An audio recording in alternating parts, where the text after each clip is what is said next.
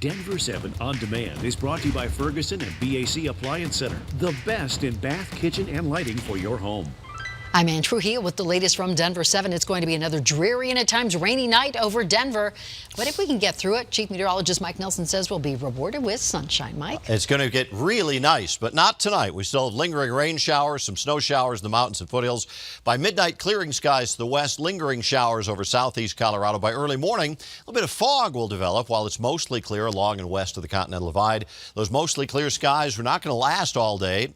Tomorrow, we'll have partly cloudy skies by midday and one more round of widely scattered showers and a few thunderstorms, but it's the last one.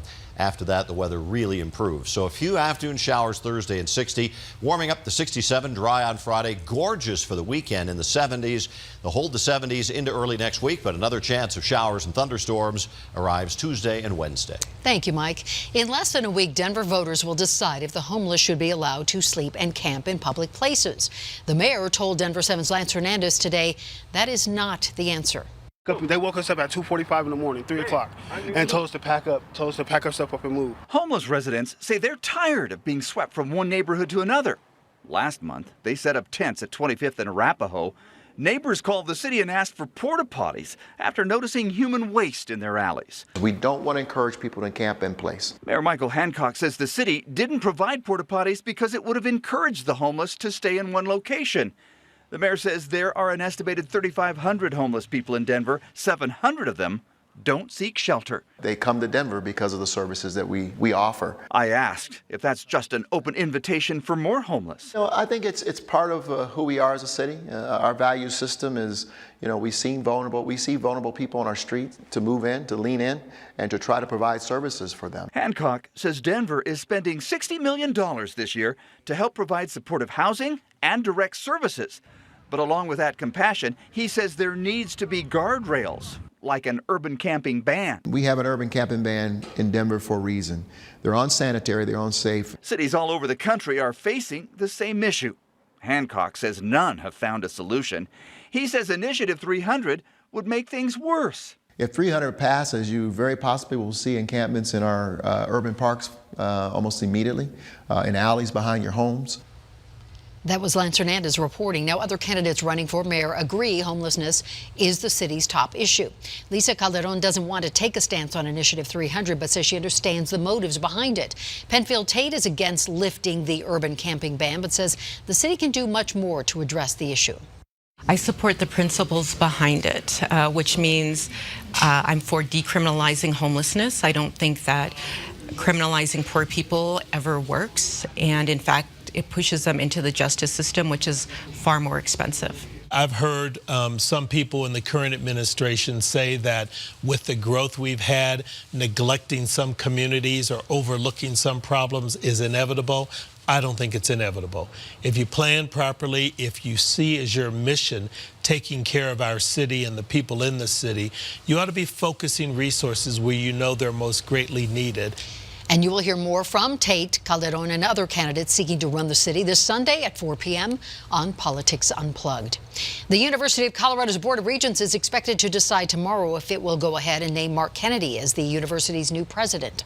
Kennedy is the sole candidate, and for a brief moment it seemed like tomorrow's vote would be little more than a formality. Well, then students and faculty began questioning his qualifications and values, especially in light of his conservative record while serving in Congress. And tonight, we have a look at just how deep those concerns go. CU surveyed 2,800 students, employees, alumni, and members of the community, and 82% of students said they believed Kennedy would have difficulty meeting expectations in most areas. 73% of faculty and alumni answered the same. Even 43% of administration expressed concerns. More than 400 people have signed up to speak on a bill that would require parents to apply for personal or religious vaccine exemptions. Now, this bill still has a long road before it can pass the legislature, and the governor has suggested that he may oppose it. And have you noticed a giant bear statue maybe in your neighbor's yard? Well, if so, they might not have come by it honestly. Up until this week, the sculpture greeted runners on a trail in North Glen. As Denver 7's Jason Grenauer reports, whoever took it went through some effort. It's a very popular trail on a very popular street. I can't imagine why somebody would want to do this. Especially to something this cute. It's a very whimsical scene of this great little bear reaching up to a tree. So it's Be My Honey, B-E-E, My Honey, and it is one of our local favorites. But the statue that's sat here since 2012 is no longer sitting here. There's just a bare concrete slab and a few bolts. The last time anybody saw the sculpture was on Friday, this last Friday, April 26th.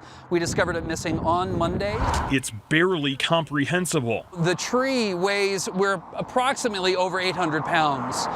And then the bear is maybe a couple hundred pounds. So it took a lot of effort to get out of here. The very qualified North Glen police are now on the case. It's shocking that somebody would take something that we actually put here for everyone and takes it upon themselves to take it. It's even inspired its very own hashtag on social media. Huh, where's the bear?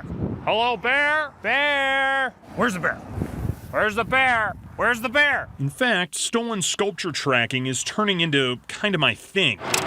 In March, Denver 7 and the owner tracked down and saved this stolen elk statue from a scrapyard in Brighton. Yay! We're glad that the elk is home. But back to North Glen and their grisly crime.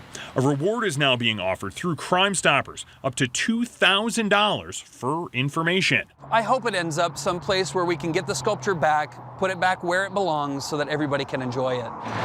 Reporting in North Glen, and all out of puns, I'm Jason Grenauer, Denver 7. This has been your Denver 7 On Demand update. Thank you so much for joining us. And check back here later tonight for another update and download the Denver 7 app for breaking news and alerts. I'm Ann Trujillo.